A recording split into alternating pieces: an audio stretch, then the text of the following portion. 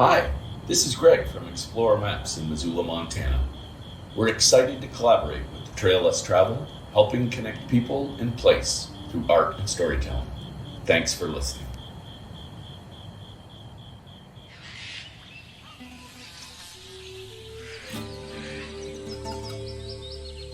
Welcome to the Trail Less Traveled, an adventure radio series and podcast dedicated to collecting stories and sounds from around the world in order to take you back to mankind's earliest form of entertainment, storytelling.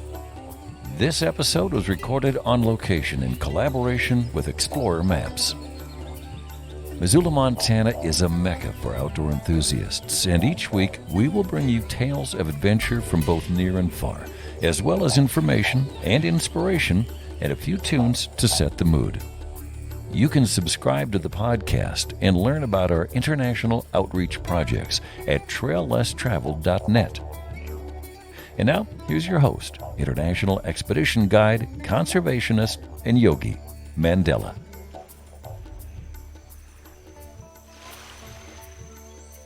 We are on location in southern Baja, a stone's throw from the Sea of Cortez. We're on an unnamed island, about a 45-minute paddle from base camp on the Sea of Cortez. We are speaking with Gary Steele, known as Guillermo in Mexico. Gary is the ultimate adventurer on land via footstep, dual sport motorcycle and mule, and on water via whitewater kayak, sea kayak, and sailboat. Gary has explored Baja California Sur on the Sea of Cortez on his motorcycle, his 17-foot sea kayak, the back of a mule, and on foot. Gary was a backpacking and sea kayaking guide in Yellowstone National Park for 8 years and has been calling Montana home for the past 35 years. Gary, thank you so much for inviting us here to come join you in Baja and the other adventures you've taken me on. Well, this is quite an experience being here with Mandela and my friends. We are having a grand adventure on a little island about 2 miles offshore, looking onto the Sierra de la Giganticas, a beautiful range of mountains. So Gary, where did you grow up and how was outdoor adventure a part of your childhood? I grew up in Phoenix. I was born there, went all through kindergarten, grade school, and high school there. During the time I was growing up, I lived on the north edge of Phoenix, which is no longer the north edge of Phoenix. I was fortunate enough to have orange orchards and cotton fields and irrigation ditches, things like that, kind of close to where I grew up. And I had a bicycle, so I would ride. I would seek out those wild places to get off of the pavement and out of the grid. I was lucky that there was a few remnants of what a little boy would consider wild places. So I would seek those out on my bike. As I got a little bit older, then I could go out into the Sonoran Desert. My dad would take me out there.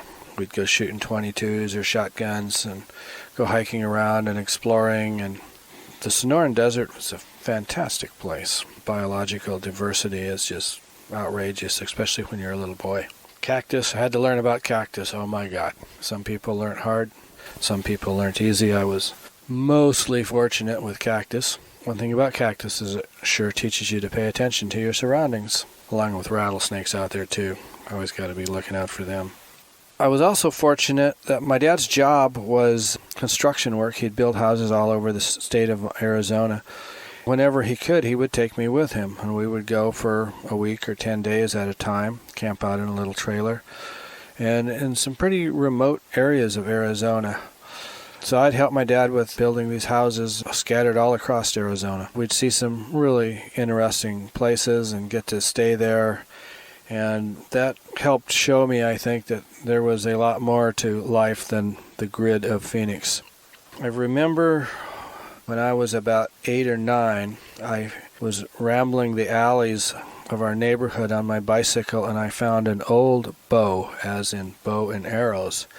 It was a wooden longbow, had a crack in the handle. I took it home and I taped it up, put some glue in there, talked my dad into buying me some bales of straw for the backyard, and I had my own little archery range in the backyard. That was so neat for a little kid like me to have. Got pretty efficient at a bow. I put pennies up on the bales and I would shoot the pennies. But that later on developed into a passion for all archery, and as I got older, I got into bow hunting.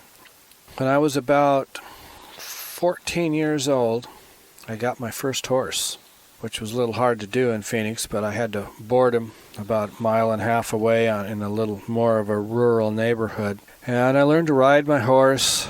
In Phoenix, we could either ride down the streets or ride around in an arena, around in circles and circles and circles. But I did learn to ride pretty well, I think. I got along with my horse well.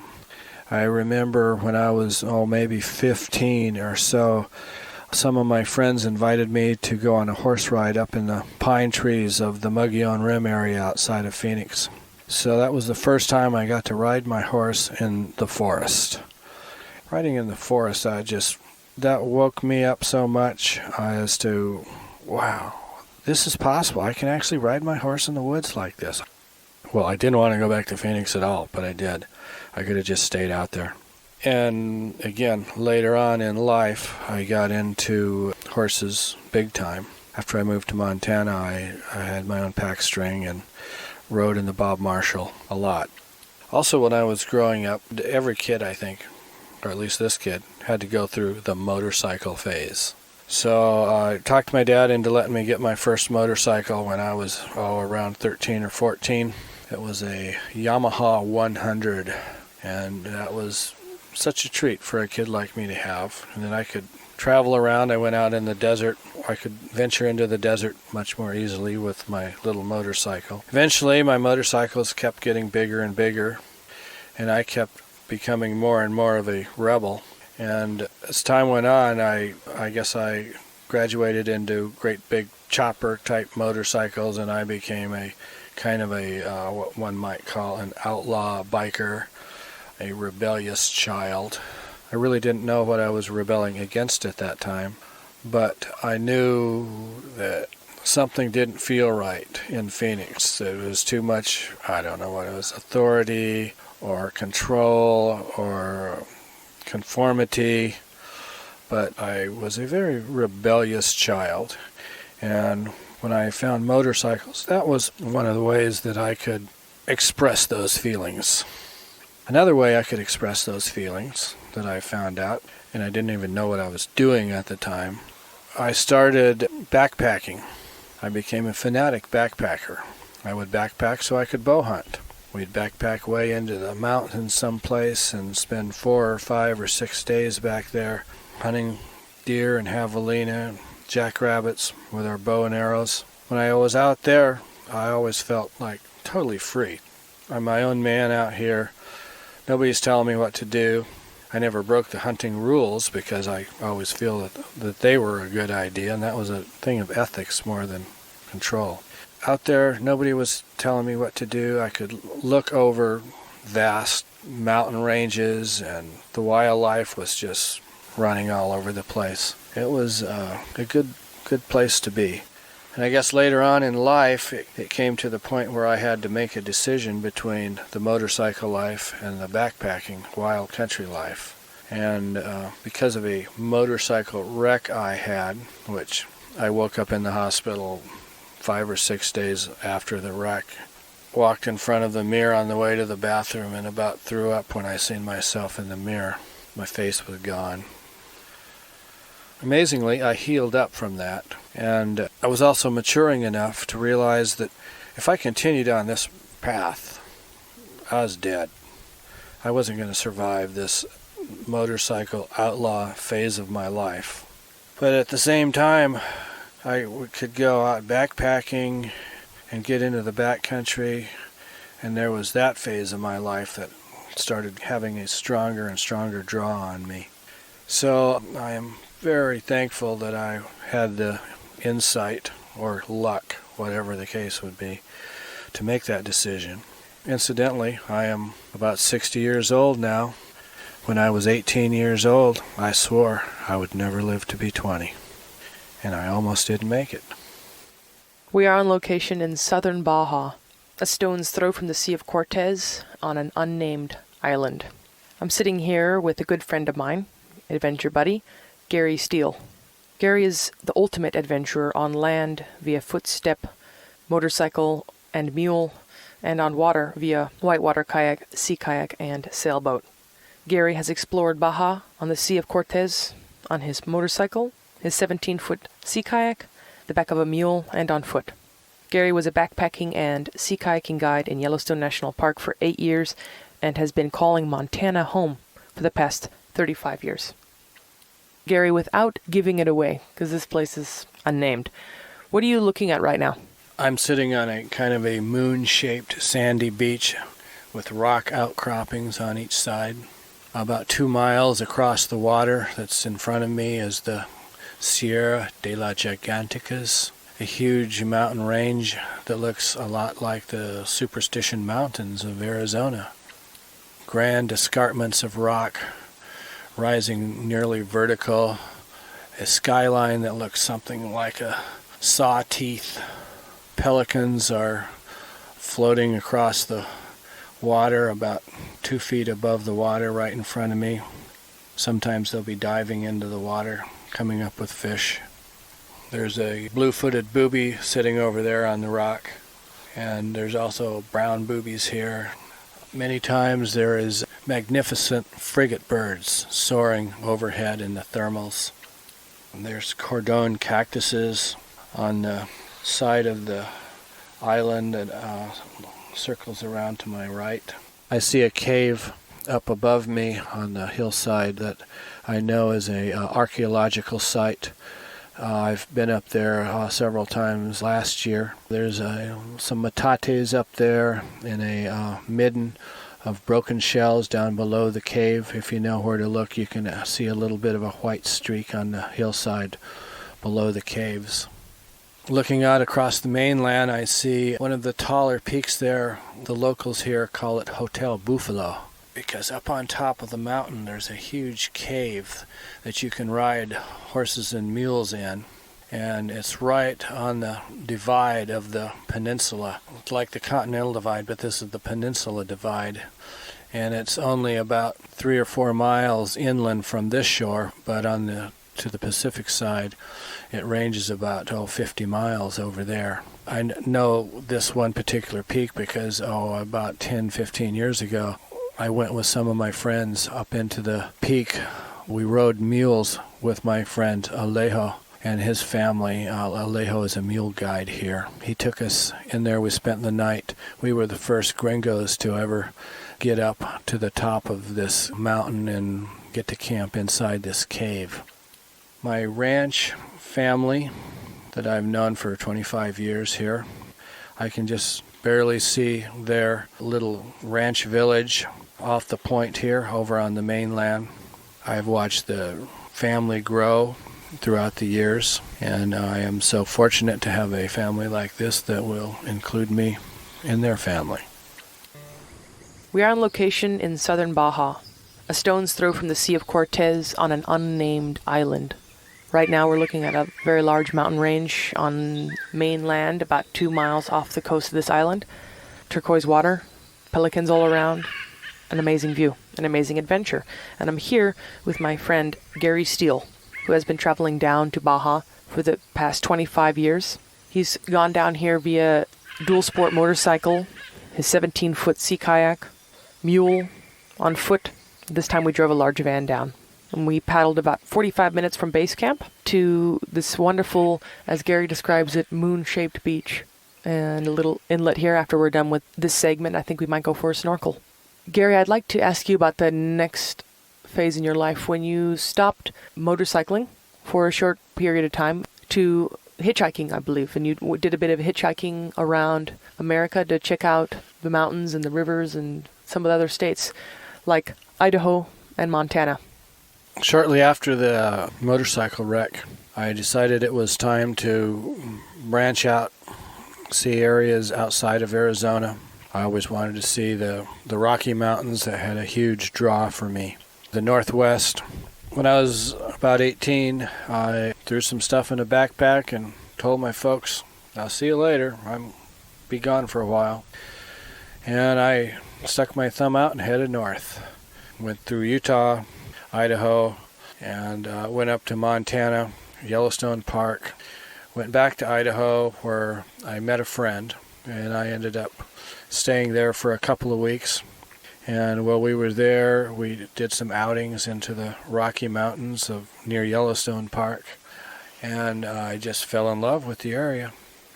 It had everything I want, everything that I didn't have in life. It was trees, water, lakes, rivers, mountains, and solitude, which you can't get none of that in Phoenix. So I fell in love with the Northwest. After I left my friend's house in Idaho, I continued on over through Washington, Oregon, California. Had some grand adventures along the way. I think it's a perfect thing for an 18-year-old to do, to get out, see what's out there, see what the options are in life. I went back to Montana, a few years went on, got married, moved to Flagstaff. Well, I guess I should include, I went to the University of Northern Arizona for one semester. Back then, in my infinite wisdom of youth, I thought that if I did not find a woman partner, then all of the good ones would be taken. So I went to the university one semester, got married. First I moved to Window Rock, Arizona, where I was building houses for the Navajos. Then I moved to Flagstaff, where I was building houses there. But even though I was trying to settle down in Arizona, and Flagstaff was huge leaps and bounds ahead of Phoenix, there was still a calling for Montana, the Rocky Mountains. So at one point I called my brother up and I said, "Mark, you want to do me a favor?" He goes, "Sure, what's that?" "Would you take me to Montana?" And he goes, "Sure." Didn't even hesitate. So a couple weeks later, we had his pickup. I loaded my toolbox in it, my dog. My brother said I could have his 10-speed bicycle because I was going to need some way to get around once I got there. And I had about $100 in my pocket, and away we went. I told my wife, "I'm going to Montana. You're staying here." I can remember tears in my eyes as I left. It was monumental for me to make that break. But in hindsight, when I look back in life to those many years ago, I think that was one of the most important decisions I've made in my entire life. My brother dropped me off in Missoula, Montana, where my friend Dave lived, that I had met in Idaho several years earlier. I was 23 years old at this time. That was 1976. Getting ready for the bicentennial. I lived up on Blue Mountain with my friend Dave. He had a bus up in the woods, trampoline deck. It was wonderful. Cedar trees and fir trees overhanging the bus and the trampoline, and a little creek flowing under the deck. Life was wonderful in Montana. Soon I had a job hanging drywall in Missoula. It didn't take me too long to figure out that I knew more about what I was doing than the people I was working for, thanks to working with my dad for so many years. So I had my own business, my own drywall business, after I'd been here 2 or 3 months, maybe less than that. Life was good. My friend Jerome had been my childhood friend. I knew Jerome since first grade. Well, since before first grade. All through grade school, all through high school, and afterwards, he was my buddy. He was my motorcycle buddy. He was my hunting buddy. We did everything together. He went working with me and my dad. But Jerome came up to Montana, and he started working with me, doing drywall. This was boom time in Missoula at the time, so there was work abound. It was not a problem. I had some of my other friends working for me also. And my buddy and Jerome and I, we bought a hang glider together. Oh, what grand adventure this is going to be. Flying. What a dream come true. Jerome had been in the military before. He was Special Forces. He was trained in rappelling and parachuting, and he'd done all that fun stuff. Luckily, he got to miss the war. Out of the military, and he came here, so when we started hang gliding, he just excelled in it. Me, I broke my arm first day of lessons, which was disappointing at the time. But Jerome, he excelled, and he was doing 45-minute flights above Sentinel and Jumbo. And so I was working one day, and he was out flying. And one of my friends showed up on the job and said, "Hey, Jerome just took it into Mount Jumbo. Hit pretty hard. He's in the hospital." Anyway, to make a long story short, Jerome hit Mount Jumbo really hard. Suffered permanent brain damage. That's been somewhere around 35 years ago now. He's still alive. He drools. Can't walk. Has to be taken care of all the time. So that was another wake-up call. Well, I don't know if I could call it that. But that was a milepost in my life. So as wonderful as moving to Montana can be, it can be just as awful.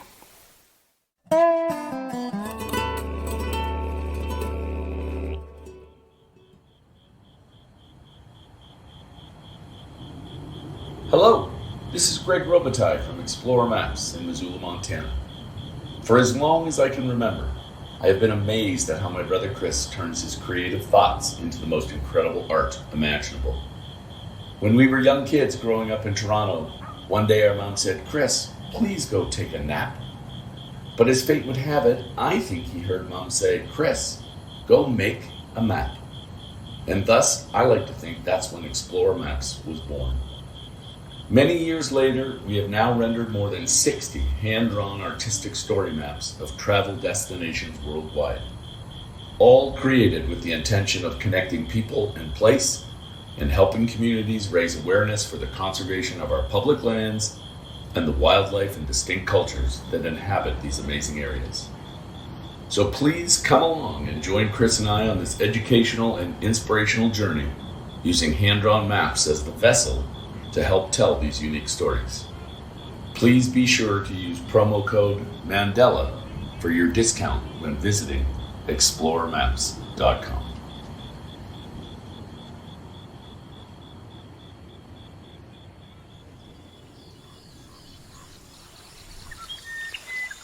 We are on location in Baja California Sur on the Sea of Cortez. We're looking out from the beach to a couple half dozen different unnamed islands. I'm sitting here with a good friend of mine, an adventure partner, Gary Steele. Gary has been traveling down to Baja California for the past 25 years. This time we drove a van down, his new van, the Fun Hog 3. And in the past, Gary's traveled down here via dual sport motorcycle on the back of a mule and by foot, along with his 17-foot sea kayak. Gary has a vast history of adventuring throughout the United States, early childhood in Arizona, leading him to Montana. Gary moved to Montana in 1976, and that's where we're going to pick up now, Gary, is that move to the Missions, an amazing mountain range. When you drive from Missoula to St. Ignatius or anywhere near the Missions, and you come over that rise, I still want to stop every single time and pull over and look at it, especially now this time of year where it's probably covered in snow. But down in Baja, the sun is out, there is no snow anywhere. Gary, tell us about that move for you to the Missions. Well, when I moved to Missoula, I built a cabin up on Blue Mountain for a friend, and I got to live there for 3 years in exchange for building it. And during that time, I was looking for a piece of land someplace. It was just my dream to have a piece of land. And I looked up the Bitterroot, and I looked up all around Missoula, but I had never been north. But the first time I went over that Bison Range Hill and the whole Mission Valley unfolded before me, I go, wow, this is it. And I just happened to find 20 acres there. I bought it, and it was right at the base of the Missions. I was looking right up across my little meadow, right up at the peaks of East and West St. Mary's Peaks. I could watch goats and bears and all right from my little piece of property there.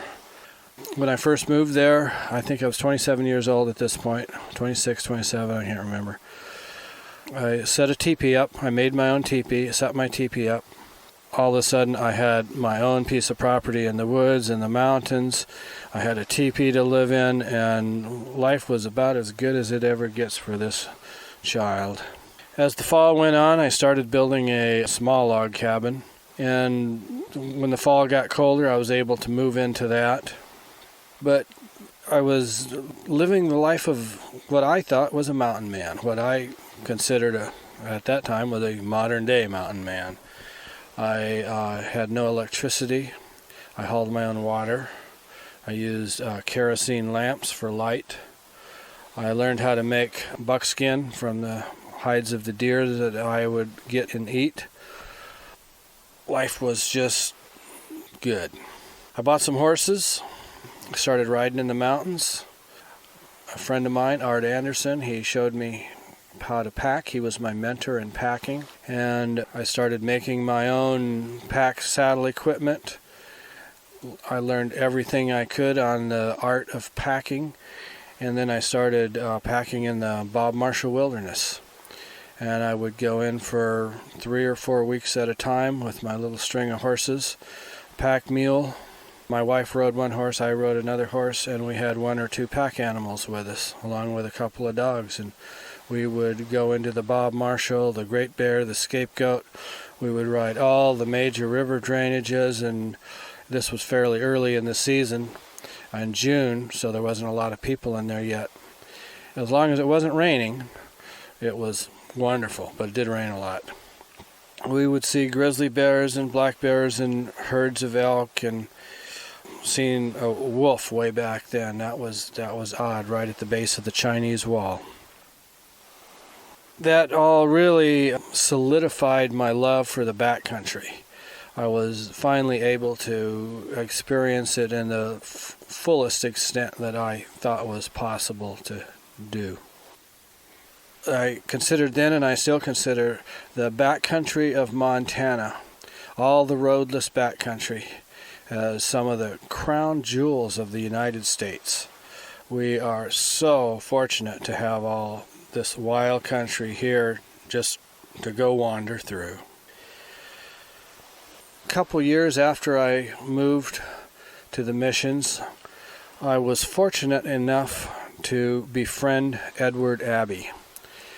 And Ed liked me. He said I walked my talk. And I liked Ed because Ed was probably the number one hero in my life. Ed probably changed my life more than anyone. I had no idea there was people out there that thought along the same lines that I did. I thought I was the only one. Ed had a big influence, and then get to be friends with him, that was amazing. Ed introduced me during the course of the conversation. I heard something about an organization called Earth First. And I go, what's that? I go, Ed, what's Earth First? He goes, it's a racket. But then he started to explain more of it to me. I became quite enchanted by their philosophy, kind of a no-compromise stand in the defense of Mother Earth. So I started learning more about that. I eventually became an activist. I was representing Montana Earth First, which at that time was basically me and about a half a dozen or dozen of my friends who kind of thought the same way I did about our wild country in Montana and that this should be protected. So I believe it was 84. Each year the Earth First organization did a rendezvous someplace in the United States where they thought attention needed to be focused on one issue or another. And that year I told them I would arrange it in Heron, Montana. So I arranged it, and we had a great rendezvous in Heron. A lot of really interesting people came together. But what brought the whole rendezvous to Montana was a bill up in Congress. They were calling it the Wilderness Bill. I can't remember the numbers to it or anything.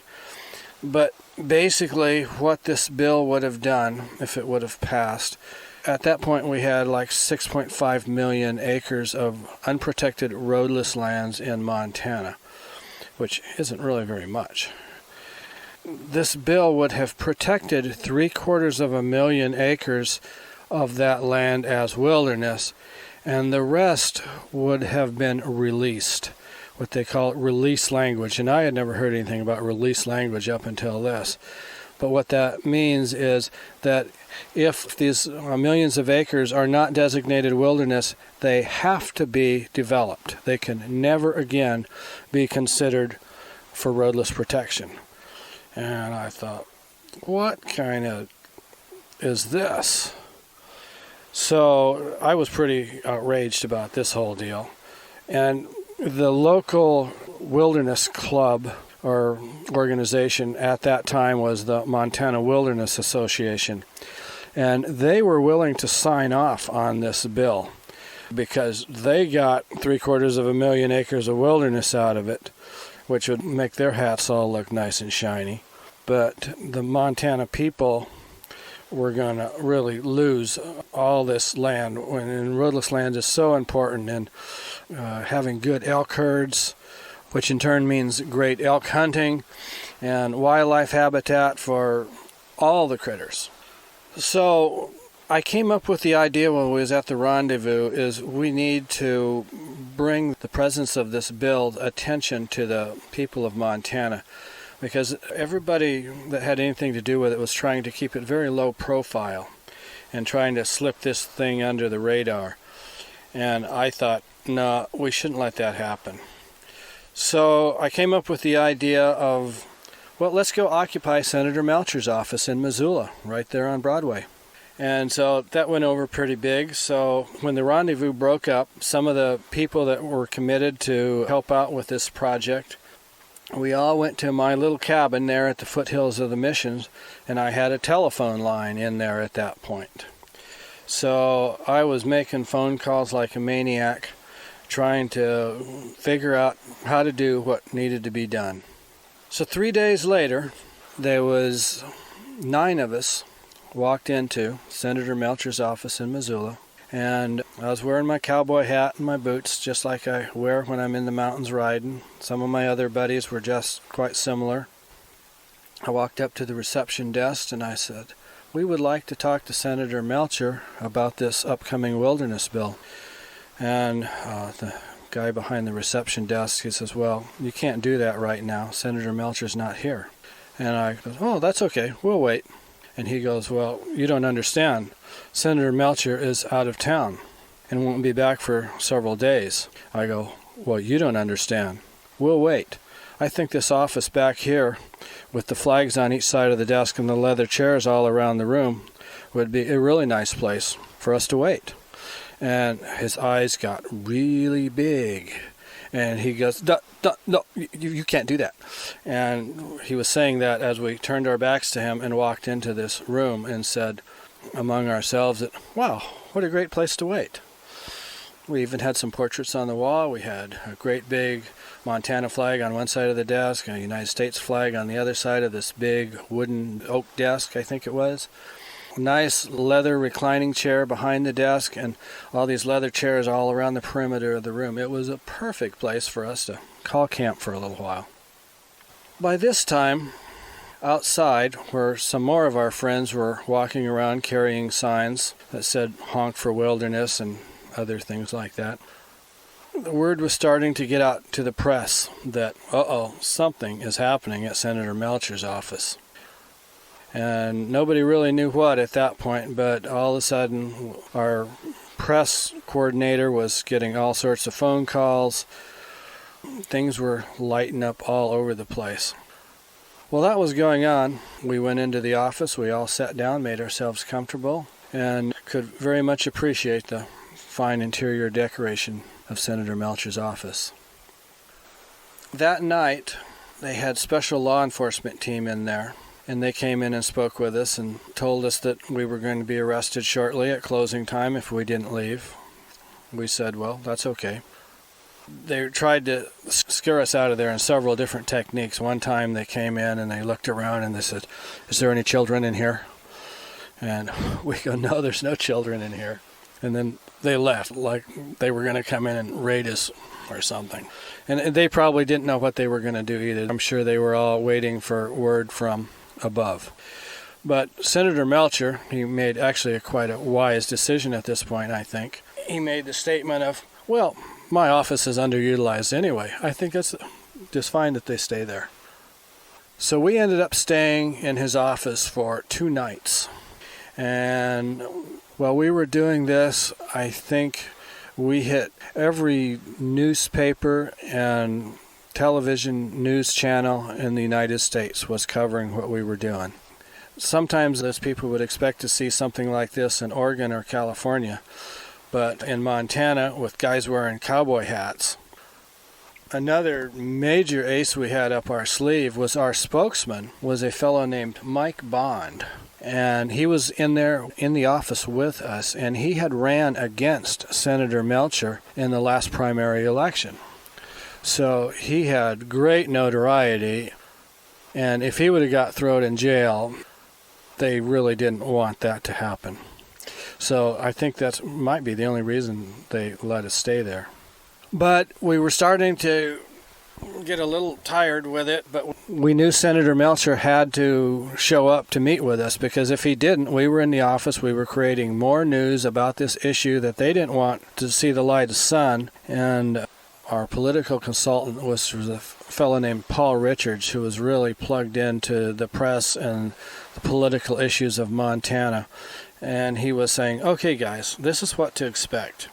When Senator Melcher comes in to the office, he's going to have a stack of papers. He's going to put them down on the desk.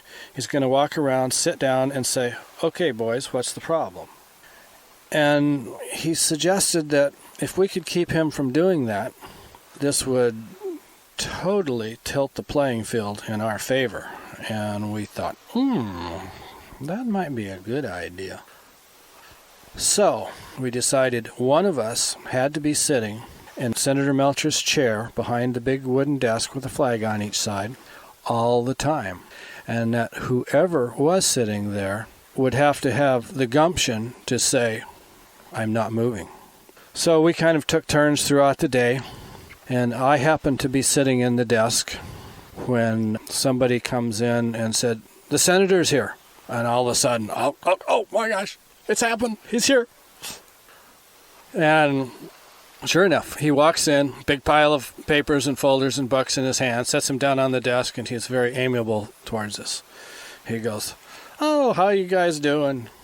And he walks around. I had one friend standing on one side of me, Larry Campbell, and another friend, Steve Smith, standing on the other side of me. First, the senator went around to Steve's side, and Steve kind of stood in his way and just kind of obstructed him just a little bit. He pushed past Steve, and he walked over and said to me, he goes, okay, you'll have to get up now. And I says, no, I'm not going to do that. And he started to get visibly nervous at this point. I think he was breaking out into a sweat. His hands started to shake. He says, you got to get up now. And I said, Senator, if you would make an appointment, things would go a lot smoother. And I think he nearly lost it at that point. He grabbed my arm and he tried to pull me up out of the chair. But this Montana boy don't move. And I just grabbed hold of the arms and I just sat there. He gets more nervous and frustrated. He walks around and goes past Smith. He walks around the front of the desk and comes in on Larry Campbell's side. And again, he crowds past Larry Campbell. And I guess he thought he could move me from this side. Maybe the leverage was better or something. I don't know. But he grabbed my arm and he started pulling me up out of the chair. You got to get up. And just then, somebody says, press! And immediately, the senator, his whole demeanor changes. He puts on his politician face. He walks out to the middle of the room because it obviously didn't look very good for him to be sitting behind me, sitting in his chair. About that time, the TV cameras came pouring into the room. We had our contingent of people sitting around the edge of the room in the chairs, and the senator was walking around in the middle of the room. We wouldn't give him his chair. And we were shooting questions at him, mostly Mike Bond, who was a very articulate questioner. And the senator really didn't have very good answers for any of the questions that we were asking him, and he wasn't prepared. He tried to evade when he could, but he wasn't very successful at it. And the news people, when we seen that news clip at night, it was amazing. The first shot as they opened that whole news clip was a close-up of Senator Melcher wringing his hands in front of him as he paced back and forth in the middle of the room. The whole point of what we did was not to make news, but we needed to make people aware of why we were doing what we were doing, because this was something that none of us had ever done before. This was all totally new, and we were really scared we was going to end up in jail or something. But we felt it was so important that we let the Montana people know that, hey, they are trying to pull the rug over your eyes. They are trying to pull this thing off with nobody knowing it, and what you are going to lose is immeasurable. To have all this wild country never to be considered wild again, that it would be logged, developed, mined, subdivided, or whatever. And we just thought that was too much. So one thing we did in this action was we made Montana wilderness and roadless country a household word. And that was what we set out to do. And as soon as the people of Montana became aware of what was going on, there was no way that this bill could survive going through the House and the Senate, and it died where it was. I guess in hindsight, what we did in some way preserved 6 million acres of roadless land in Montana. Now, at the time, we were the only group advocating saving all of it. Everybody was into compromising, and we were saying, no, the compromises have already been made. We got to protect everything that we have. And that was a really radical concept in the environmental movement back then. But it seems like 20 years or so later after that, I'm not sure how many years, but what we considered radical for espousing, President Clinton signed into a presidential mandate the exact same thing that we were trying to accomplish. Just protect the roadless lands as they are. So then what we were talking about didn't seem nearly so radical in hindsight 20 or so years later. Gary, can you tell me, to you, what is the importance of wilderness? Well, wilderness, it isn't just for people, although people can sure get some major benefits out of it. But it's for all the wild critters.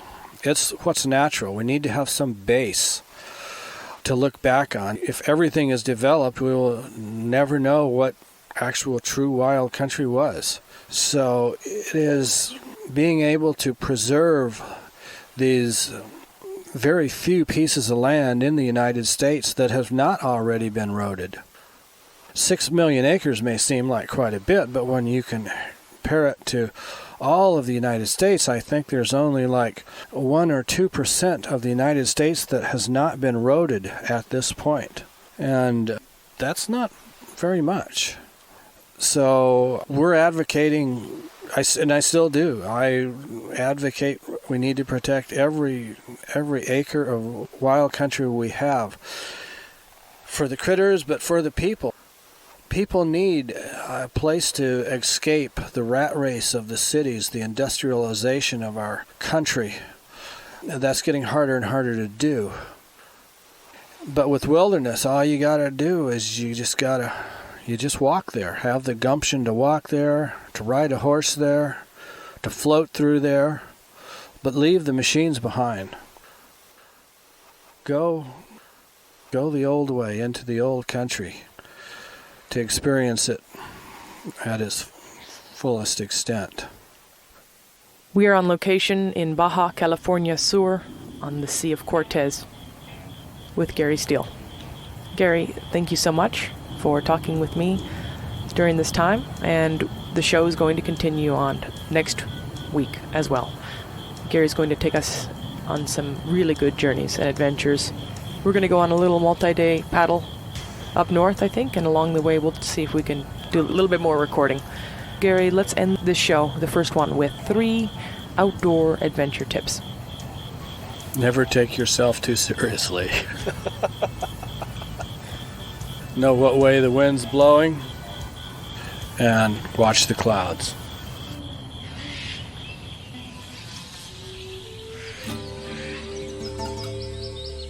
Namaste, Missoula. Mandela here, your host of The Trail Less Traveled, the community source for adventure and conservation information and inspiration.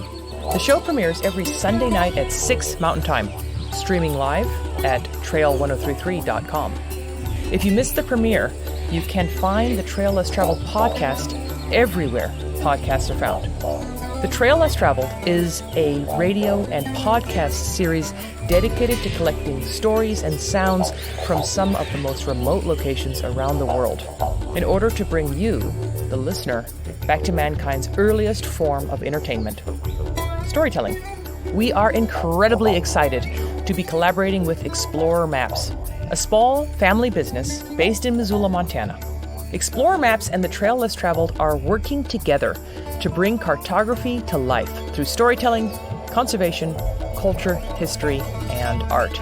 As members of 1% for the Planet, Explorer Maps donates a percentage of proceeds from every product sold to a variety of nonprofit organizations around the world. To date, Explorer Maps has donated more than $150,000 to more than 40 different organizations since they began in 2012. Through this unique relationship between Explorer Maps and the Trail Less Traveled, we will continue our commitment toward connecting people and place by raising awareness for conservation of wildlife and wild places. You can get involved by supporting Explorer Maps. They have over 60 hand-drawn story maps. They will be opening their world headquarters in Missoula, located on the corner of Inez and 3rd Street. And I hope to see you at the grand opening, because I'm currently in Africa and I'm working on a project with Game Rangers International in Zambia, and I will be providing a free multimedia adventure presentation at the new Explorer Map store on Saturday, November 18th at 7 p.m. If you've ever had a question for me regarding adventure, travel, or the past 20 years of recording the Trail Less Traveled, this would be a great opportunity to come and ask me a question in person.